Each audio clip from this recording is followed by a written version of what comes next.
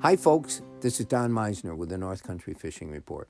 I talked in another day about some of the things that I learned in watching some of the TV shows with them fishing, for example, the classic right now, but these great bass fishermen. And we can always learn by watching things like that. One of the things that really strikes me is that we try to talk about, and I always come on here and try to tell you ways that you can become a better fisherman, things to learn, things to look for. And we know that the fish are going to be in certain areas with the right structure, with the right temperature, all these factors that make a big difference. Well, these pro anglers know the same thing. And as I watch them fishing, they would talk about, oh, we had a practice day. And the day before, we found a whole school of fish. And oh my goodness, we couldn't wait to get out there. That now they're not talking in the same terminology as I am or the same tone. They're not as down to earth. They tend to be very guarded in what they say. But so we come back to the same place the next day when the money's on the line, fish are gone. They move. And this is the point I want you to remember, that no matter what, fish are, all the species that we love to go fishing for, especially bass and walleyes and perch and all the panfish, fish are primarily a school type of organism. They're going to hang out with their brethren. They're going to hang out in groups. There's protection that way. There's all kinds of reasons, and it's just the way we're wired as organisms. We as people are the same thing. So that school is going to be moving constantly to find where the food is. And that food might be here today. We might find this wonderful spot, this shoal, that is just full of fish feeding. But they're feeding on things that might not be there tomorrow. And especially if it's forage fish, those forage fish are constantly moving as well, trying to find things for them to eat and trying to find ways that they can avoid being eaten by the predator fish.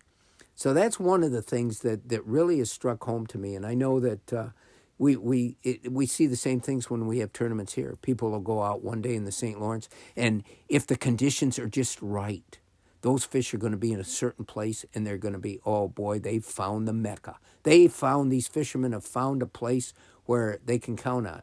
They go back the next day, and it's different. Well, the next day, the sunlight might be different. It might, because the sunlight's different, those fish are more wary and aren't feeding in the same place. I mean, there's so many factors. The other things I wanted you to be aware of, because I talk about going on and watching these people fish. In today's world with lures, there is information and videos available for you online that no matter what lure you want to buy, you can sort of investigate it first if that's what you want to do, to see how it works, how to fish it, whether it's something that you think might work in your type of fishing. Boy, I'll tell you, when I was a kid, we had nothing of that. Nothing. There were no TV shows on really about fishing.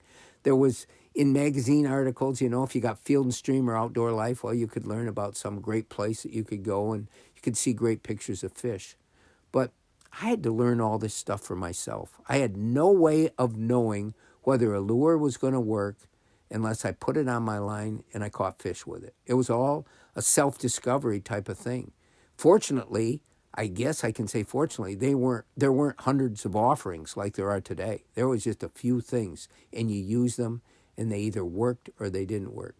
But today, oh my gosh, and I find the same thing for myself. All these lures that I talk to you about, I can go online and I can find a video where some bass pro or some guy from some company is showing these lures underwater. And granted, they're going to make them look wonderful, but at least you're going to see what those lures look like when they go through the water. And you can decide, is that something I think the fish will like? Or maybe it isn't. So it's so different today. It is really so different. And we have lures that are made out of so many different materials. Again, going back, and not to bore you with what life once was, but there were like two kinds of lures. There was just a couple materials that lures were really made out of. They were made out of, in the original days when my dad was younger, they were just made out of wood. They were made out of some kind of floating wood, and they were carved to look like something a fish would hit. And they found ways to put a lip on them or something so they would either stay on the surface or dive down. And then they started making things out of hard plastic. And so the offerings were so much easier to come by that there started to be more and more choices out there. And then soft plastics came into play. You know, there was a time, folks, when there weren't all these hundreds and thousands of soft plastics out there for us to choose with. They weren't made.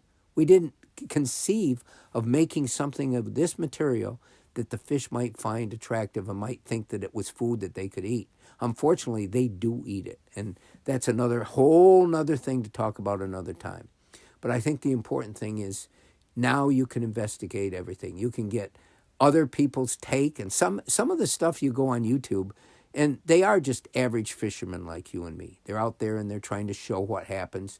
And sometimes I find this far more effective in watching them than I do watching the pros that are being paid to promote a certain lure. And they've got the top camera gear and everything else, and they can really make that look good.